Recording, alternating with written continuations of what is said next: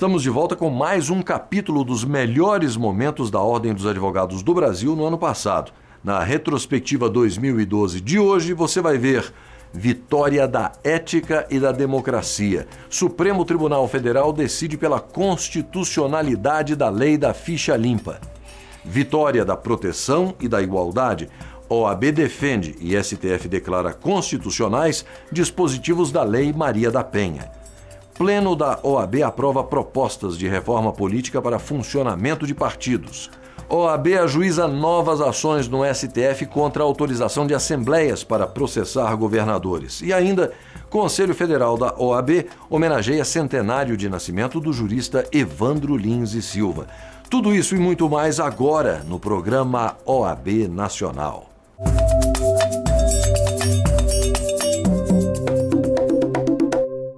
A mobilização da OAB e do povo brasileiro em favor da aprovação da lei da ficha limpa deu resultado. Por maioria de votos, os ministros do Supremo Tribunal Federal decidiram que a lei da ficha limpa é constitucional e passou a valer a partir das eleições municipais do ano passado. A decisão foi tomada com base na ação declaratória de constitucionalidade número 30, ajuizada pela Ordem dos Advogados do Brasil.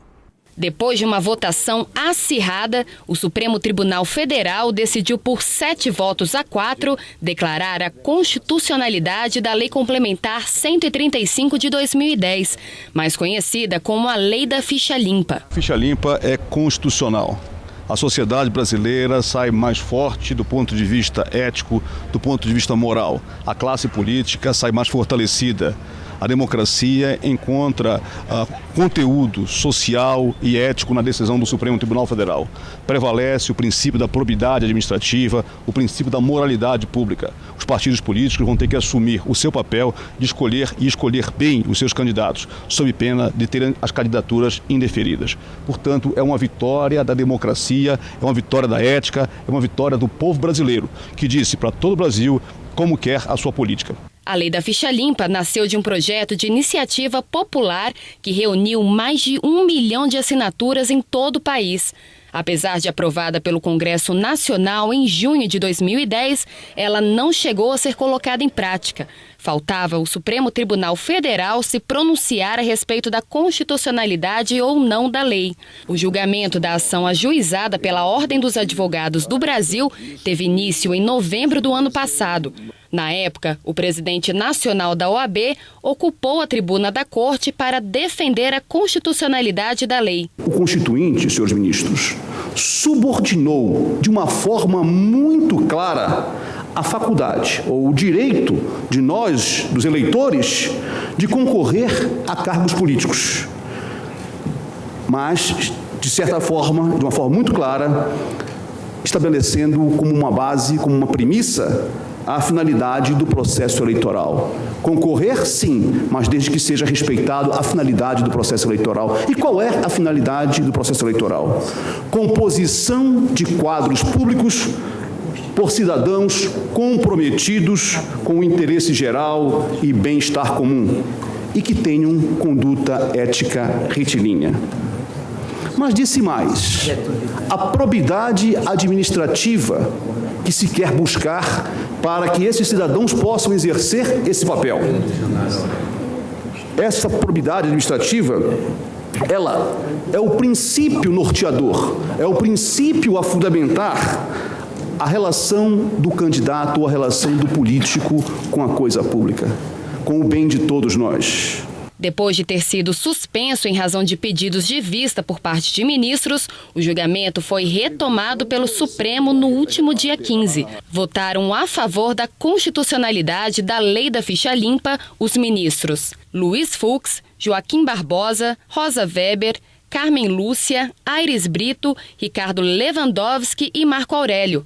Por outro lado, julgaram inconstitucionais os dispositivos da lei os ministros Dias Toffoli, Gilmar Mendes, Celso de Mello e César Peluso. Pessoas condenadas pela Justiça em decisão colegiada por crimes de corrupção, abuso de poder econômico, homicídio e tráfico de drogas não poderão mais concorrer a eleições, mesmo que ainda caiba recurso ao processo. Além disso, a lei também amplia os casos e o período de inelegibilidade, estabelecendo em em 8 anos o tempo em que o político fica impedido de se candidatar, quando for condenado por crimes eleitorais, hediondos, contra o meio ambiente, racismo e outros. Para o presidente do Conselho Federal da OAB, a lei vai ajudar a reduzir a corrupção ao garantir eleições mais transparentes e com mais credibilidade. A lei vai valer a partir das próximas eleições.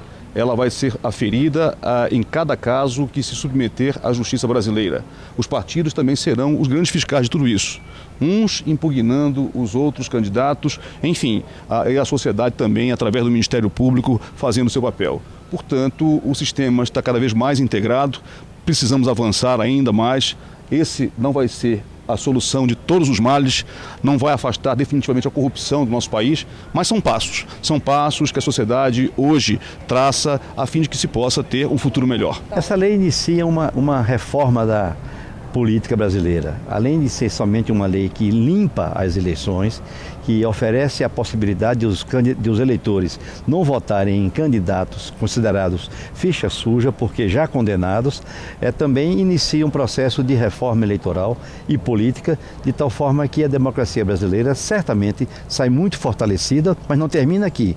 Nós vamos continuar o movimento de combate à corrupção eleitoral, a CNBB, a OAB, nós todos vamos continuar propondo outras medidas que possam fortalecer esta, que é de fato uma medida e uma vitória extremamente profundas na democracia do nosso país. E outra importante contribuição da OAB para a sociedade brasileira foi a defesa da ordem em favor da Lei Maria da Penha, que criou mecanismos para coibir a violência doméstica e familiar contra a mulher.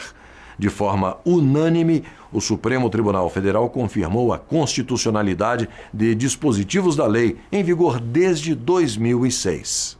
Durante o julgamento da constitucionalidade da Lei Maria da Penha no Supremo Tribunal Federal, o presidente nacional da Ordem dos Advogados do Brasil disse em sustentação oral que a mulher precisa da proteção do Estado com relação às agressões praticadas pelo sexo oposto. Vivemos ainda numa sociedade patriarcal e machista em nosso país. Isso não pode estabelecer jamais uma luta entre gêneros, mas uma política que possa defender cada vez mais aquela que é biologicamente mais frágil, aquela que é, de certa forma, incompreendida pelos homens e que precisa de uma proteção jurídica para estabelecer a igualdade necessária. É a lei estabelecendo aquilo que a realidade não estabelece, que é uma igualdade não meramente formal, mas uma igualdade material de acordo com a norma do artigo 5º, inciso 1º da Constituição da República, que diz que todos são iguais perante a lei. Ofir Cavalcante também citou dados estatísticos do Conselho Nacional de Justiça, que revelam a existência de uma espécie de guerra civil dentro dos lares. Até março de 2011, o Conselho Nacional de Justiça aponta em seus números que existem 331.796 processos distribuídos com base na Lei Maria da Penha. Desses, 110.998 foram sentenciados. 20.999 audiências foram realizadas. 9.715 mandados de prisões em flagrante foram emitidos e 1.577 prisões preventivas foram decretadas.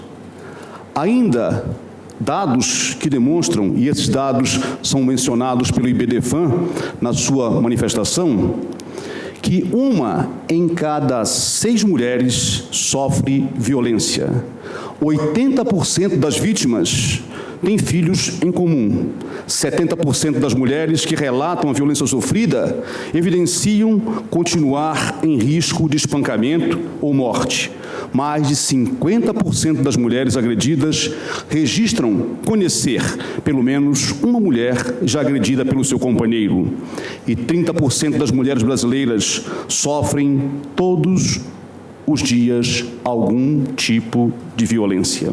O presidente nacional da Ordem também falou sobre a importância da Lei Maria da Penha para as mulheres. A violência da mulher ou contra a mulher, a violência doméstica é um fato presente no dia a dia. E esse discrimen que é ofertado para a defesa da mulher é justamente porque a realidade demonstra que o homem não precisa de uma lei que possa protegê-lo ou diminuir esse tipo de violência contra ele.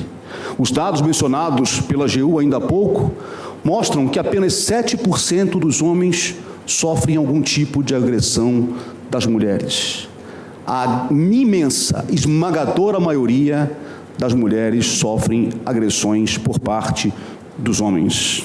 A própria Constituição da República, já de uma forma muito clara, ao falar da licença gestante, ao proteger a mulher na questão do mercado de trabalho e até mesmo ao estabelecer um período de tempo de serviço inferior ao do homem, já reconhece essa inferioridade biológica e essa necessidade de uma proteção jurídica à mulher.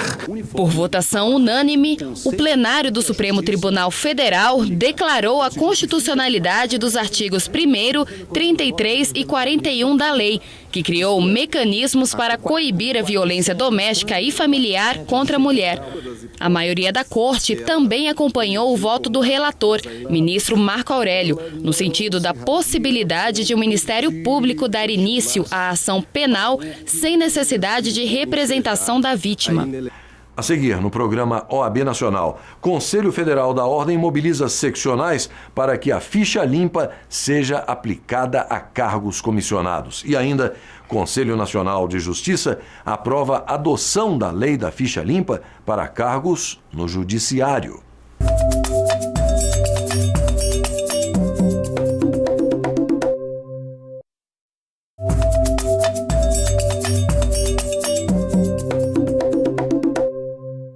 Depois da aprovação da lei da ficha limpa no Supremo Tribunal Federal, o Conselho Federal da Ordem dos Advogados do Brasil pediu para que a lei também fosse aplicada a casos de nomeação para cargos comissionados junto aos poderes executivo e legislativo, municipais e estaduais. A OAB defendeu ainda a ficha limpa para cargos de secretários de município ou estado e presidentes de autarquias ou fundações. O presidente nacional da Ordem encaminhou ofício aos dirigentes das 27 seccionais da entidade para convocá-los a defender a aplicação voluntária da lei. No documento, o presidente da OAB lembra que o Supremo Tribunal Federal reconheceu a constitucionalidade da lei da ficha limpa, afirma ainda que a Ordem dos Advogados do Brasil sempre defendeu a medida e pede o apoio das seccionais para que a norma passe a vigorar também para os cargos comissionados. O Ficha Limpa veio para modificar os costumes políticos nesse país. Ele está sendo aplicado somente, de acordo com a decisão do Supremo Tribunal Federal, para os mandatos eletivos. O que a ordem quer, o que a sociedade quer é que haja aplicação ou aplicabilidade do Ficha Limpa para todos os cargos. Cargos comissionados do Executivo, do Legislativo, do próprio Judiciário. É necessário que se faça dentro da administração pública o cumprimento do princípio constitucional, da moralidade, da probidade administrativa.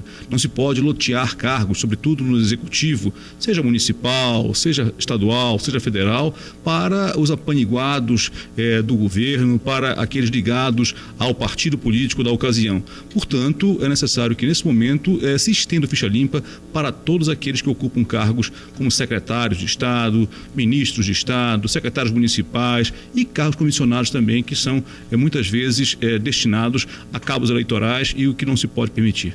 Entre os conselheiros, a proposta foi bem recebida. Valmir Macedo, de Sergipe, disse que difundir a lei da ficha limpa é simplesmente seguir o princípio da isonomia. A grande missão da OAB, no cumprimento da sua eu diria até de uma ordem da lei ordinária, ao estabelecer no artigo 44 o dever de preservar e zelar pela coisa pública, pela legalidade. Então, esse princípio da moralidade, obviamente, está embutido. E sendo assim, sendo o mandato legislativo uma função pública, o cargo comissionado também assim o é. Então, em razão de que, pelo princípio da isonomia, deve ser extensivo a todos os exercentes dessa esfera de poder, tanto da área administrativa, como da área judiciária, como do legislativo. A ideia do Conselho Federal é que as seccionais da OAB pressionem prefeituras, governos estaduais, câmaras de vereadores e assembleias legislativas a adotar a regra em quaisquer cargos públicos em comissão. Eu entendo que a posição da ordem é legítima, ela está na defesa mesmo dos bons costumes e da cidadania legítima. E essa lei da ficha limpa, chamada lei da ficha limpa, deve ser aplicada também para todos os cargos comissionados. Quem for nomeado para um cargo comissionado tem que provar que tem vida limpa, ética e moralmente e politicamente. Há necessidade das pessoas passarem a acreditar e se comportarem de maneira ética e não dizer apenas que são éticos ou que são moralistas ou que são tomam atitudes morais. Então é muito importante que o Brasil tenha essa noção, que as pessoas passem a agir acreditando e tendo a certeza de que o que estão fazendo quando se trata de serviço público é nada mais, nada menos que administrar o dinheiro dos outros, inclusive o dele, mas também os dos outros, o que é muito mais importante. Então as pessoas precisam sim ser responsabilizadas e, se acaso tiverem aquilo que foi conceituado como ficha suja, não devem ocupar cargos, devem sim não ser aqueles representantes nossos em quaisquer dos cargos na administração pública. E o Conselho Nacional de Justiça aprovou a exigência da Lei Complementar 35 de 2010, mais conhecida como Lei da Ficha Limpa, para os ocupantes de cargos de função de confiança ou cargos em comissão no Poder Judiciário. Para a OAB, a resolução do CNJ atende os anseios da sociedade e serve de exemplo para que os executivos federal, estadual e municipal passem a adotar a Lei da Ficha Limpa como regra de Estado. Agora, ter a ficha limpa não é pré-requisito apenas na política, no judiciário também. Assim como aconteceu na Câmara e no Senado, com aprovação por unanimidade, no plenário do Conselho Nacional de Justiça, todos os conselheiros concordaram em proibir quem tem a ficha suja de ocupar cargos de livre nomeação nos tribunais brasileiros. Não há mais espaço para pessoas condenadas por atos de improbidade administrativa ou que praticaram crimes hediondos eleitorais, entre outros. A resolução do Ficha Limpa para os cargos comissionados do Poder Judiciário é muito importante. É um grande passo que a justiça brasileira dá nesse momento com o objetivo de também dar o exemplo. O julgamento feito pelo Supremo Tribunal Federal a respeito da constitucionalidade da Lei da Ficha Limpa teve um efeito pedagógico e a gente começa hoje a ver esse efeito se projetar por toda a sociedade. É o judiciário hoje já adotando a ficha limpa, várias prefeituras, várias câmaras municipais já adotando a ficha limpa, alguns estados da federação. Portanto, é uma tendência que vem como se fosse uma onda, e uma onda que a Ordem dos Advogados do Brasil sempre apoiou e sempre procurou incentivar que ela acontecesse. A onda de defesa da moralidade, da probidade administrativa. O homem público tem que entender que ele está ali para prestar um serviço ao cidadão e não para se apropriar daquilo que é do cidadão para benefício próprio e enriquecer. A exigência da ficha limpa também alcança empresas terceirizadas que prestem serviços ao Poder Judiciário. Para valer, as condenações já devem ter sido sentenciadas por órgão colegiado ou transitado em julgado. É claro que a população aprovou a decisão. A pessoa ela tem que ter, além da índole boa, correta, a sua prática exercer o direito correto. Tem que praticar de fato. Se ele age no ato jurídico, ele também tem que ter uma vida jurídica correta. Acho que para estar nessa área tem que estar buscando sempre estar um pouco mais correto do que o pessoal que está lá dentro e está fazendo o que está fazendo, né? Porque já começa de você. Se você está fazendo um papel na justiça, você já tem que começar por si só para haver mudança, né? Não adianta só cobrar e não ser cobrado. O pessoal do judiciário que julga a gente e não tiver ficha limpa, Como é que vai ser? Não faz sentido. Qual critério que ele vai ter para julgar a gente se ele não tem a ficha limpa? Tem que começar da justiça, então. A justiça tem que dar o exemplo. Eu acho que é coerente com a decisão anterior. Acho que procede. Porque a idoneidade é válida para todos, não é válida apenas para um setor da sociedade. A resolução do CNJ entra em vigor nos próximos dias. Quando as novas regras estiverem valendo, os tribunais terão 90 dias para recadastrar todos os ocupantes de cargos em comissão ou função de confiança e 180 dias para exonerar os que se enquadram nos casos proibidos pela resolução. Já as empresas terceirizadas vão ter 120 dias para se adequar aos novos requisitos. No próximo bloco você vai ver: Pleno da OAB aprova propostas de reforma política para funcionamento de partidos. E veja também, OAB ajuiza diversas ações no STF contra a autorização de assembleias para processar governadores.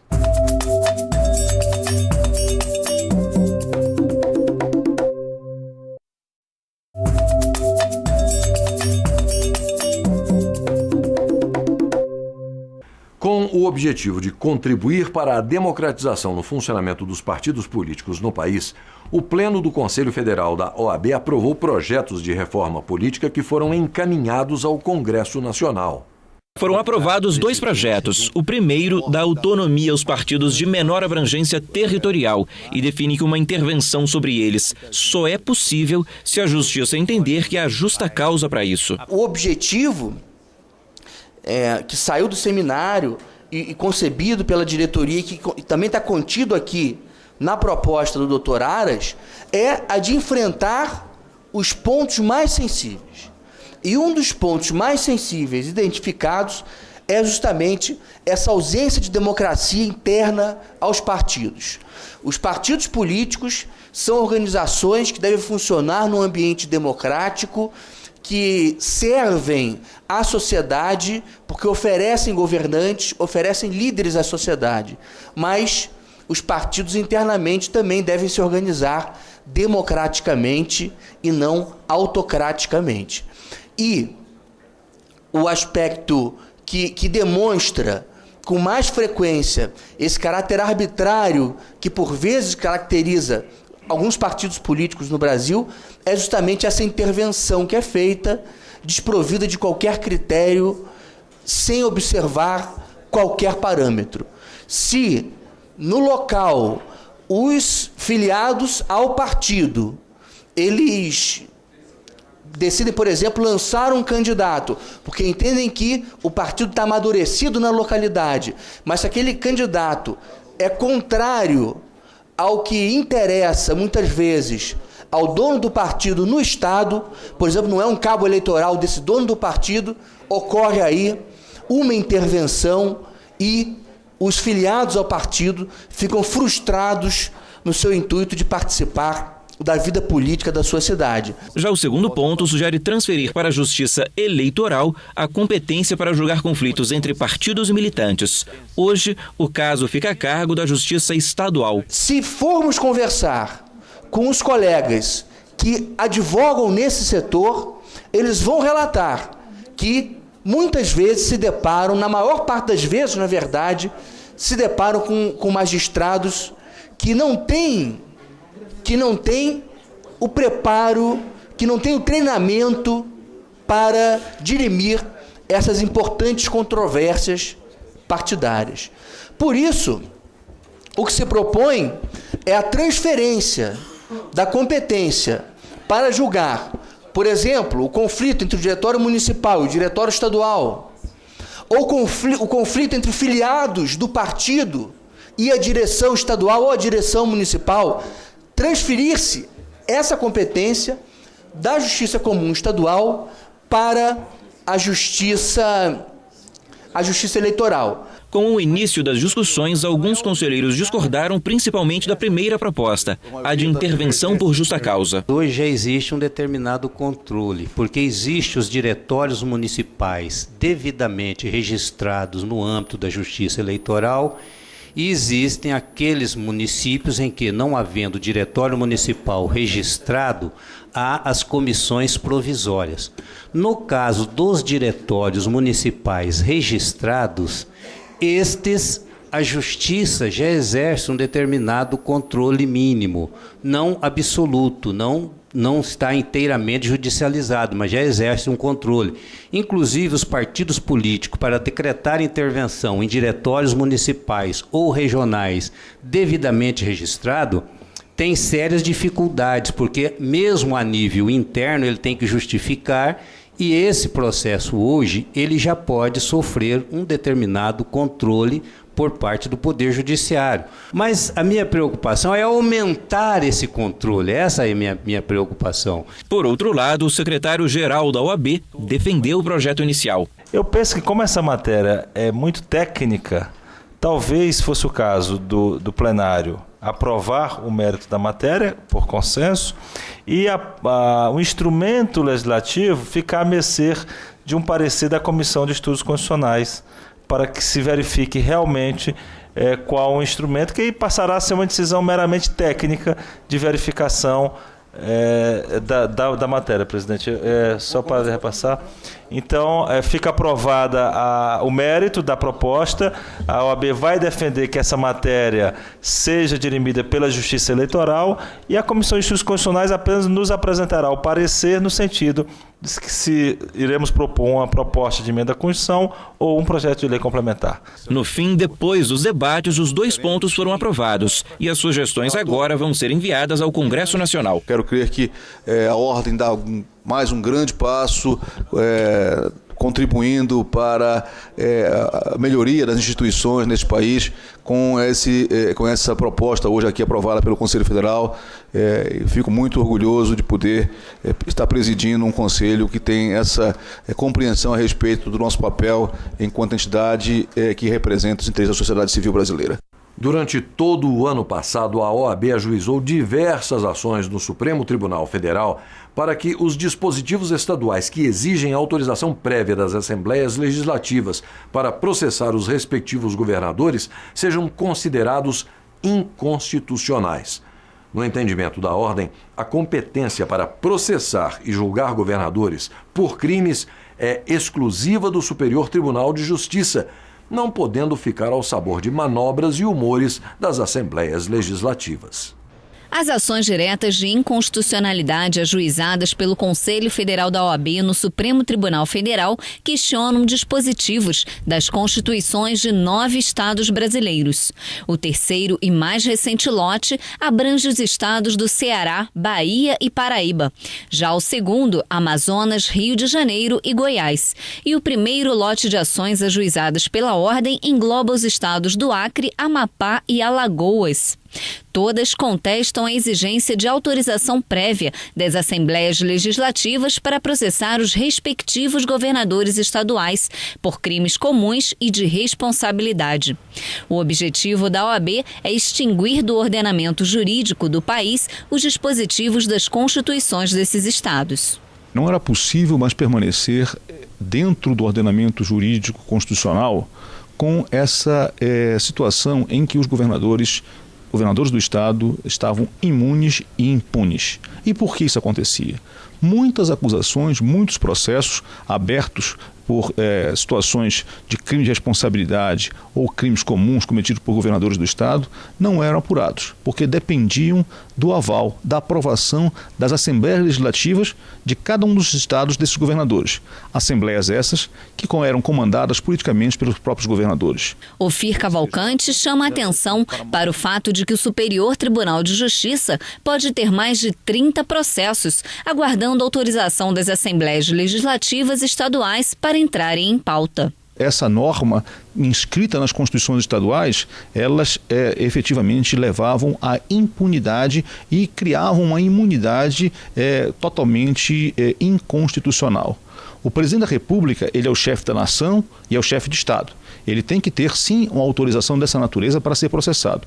Entretanto, um governador do Estado não pode se aproveitar desta regra, que é exclusiva do presidente da República, para também tentar se apropriar dela e fazer com que o seu Estado seja totalmente imune e impune. A Ordem dos Advogados entende que a competência para processar e julgar governadores por crimes é de exclusividade do Superior Tribunal de Justiça. O Conselho Federal decidiu estender essas ações para todo o Brasil. Nós, até o final deste mês, no mais tardar no mês que vem, estaremos com todas as ações ajuizadas em relação às constituições estaduais que prevêem esta norma que confere às Assembleias Legislativas a autorização para processar por crimes penais e por crimes de responsabilidade governadores do Estado.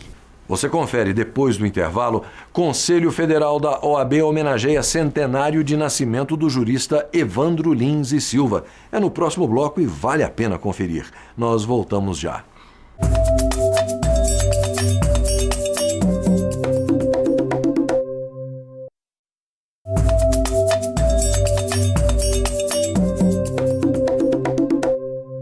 O Conselho Federal da OAB promoveu uma sessão especial em homenagem ao centenário de nascimento de Evandro Lins e Silva, celebrado no ano passado.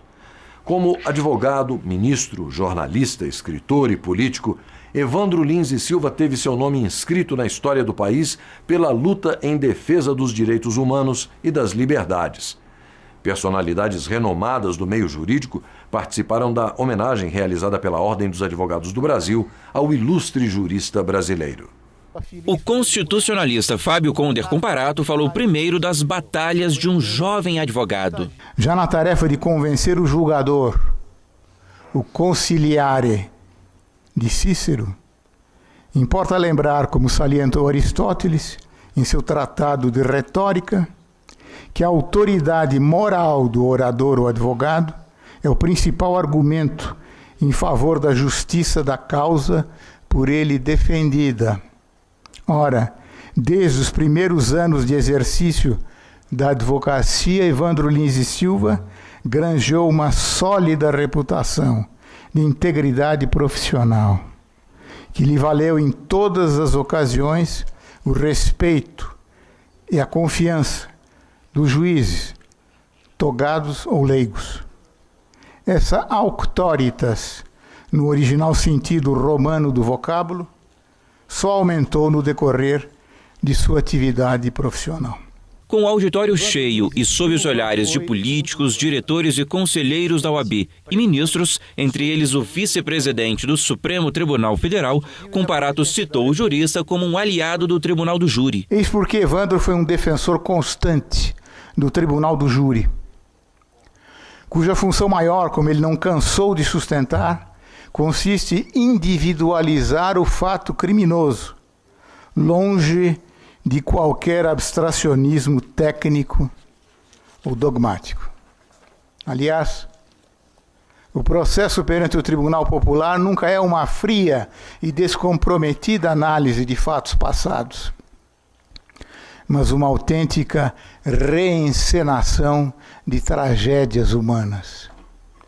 O crime imputado ao réu é, de certa forma, reencenado conjuntamente pelos jurados, pelos acusadores, pelos advogados e as testemunhas. Todos ocupam a cena para desempenhar sua parte no enredo. Sobrinho de Evandro Lins e Silva, Fábio Conder Comparato lembrou também a história do jurista. Convocado pelo presidente João Goulart, Evandro, após madura reflexão, acedeu em assumir a chefia da Procuradoria-Geral da República, onde teve ocasião de atuar como autêntico servidor do povo, de acordo com o preciso sentido etimológico dos vocábulos ministério e público. Ministro, no antigo português, é servidor. E públicos, pública, público, como se sabe, na linguagem dos jurisprudentes, é tudo aquilo que pertence ao povo romano. Ocupou a seguir a chefia da Casa Civil e da Presidência da República, foi ministro das Relações Exteriores, para finalmente ser nomeado ministro do Supremo Tribunal Federal, de onde foi afastado, juntamente com Vitor Nunes Leal e Hermes Lima, por um vergonhoso ucasse do governo militar. No fim, emocionado, fez sugestões para recolocar a advocacia no bom caminho, como ele mesmo definiu. Uma delas consiste em definir como falta grave no Código de Ética e Disciplina, a defesa consciente, no foro e longe dele, de atos ou posições contrárias aos princípios da República, da democracia e do Estado de Direito, bem como ao sistema universal dos direitos humanos. Sem sombra de dúvida, o maior elogio que se pode fazer à figura maiúscula de Evandro Lins e Silva é afirmar que ele sempre soube fazer da advocacia um autêntico serviço público, vale dizer, um serviço ao povo. Oxalá seu exemplo de vida seja capaz de inspirar as novas gerações de advogados na defesa permanente da dignidade de nossa nobre profissão. Na sequência, coube ao próximo presidente do Supremo Tribunal Federal discursar. O ministro Carlos Aires Brito relembrou primeiro sua passagem como conselheiro federal da OAB. Depois, falou de advocacia e magistratura. Como advogado, eu estou habituado, e agora magistrado, há 9 anos, eu estou habituado a ouvir belíssimos discursos, mas não estou habituado a ver, testemunhar, observar belíssimas práticas. E quando rememoro a passagem de Evandro e de Seabra Fagundes por este mundo de aquém-túmulo, dizem que essa frase é de Guimarães Rosa. E agora, né, convivendo ainda mais de perto com Fábio Comparato, eu chego a essa conclusão: o ser humano virtuoso é aquele que encurta mais e mais, até milimetricamente, a distância entre o seu discurso e a sua prática. E estou convencido, Fábio, de que pessoas como você, como Evandro, como Seabra Fagundes, conciliam o particular, o individual que há em cada um de nós, visivelmente, e o universal. Se estivesse vivo, Evandro Lins e Silva teria completado 100 anos em 2012.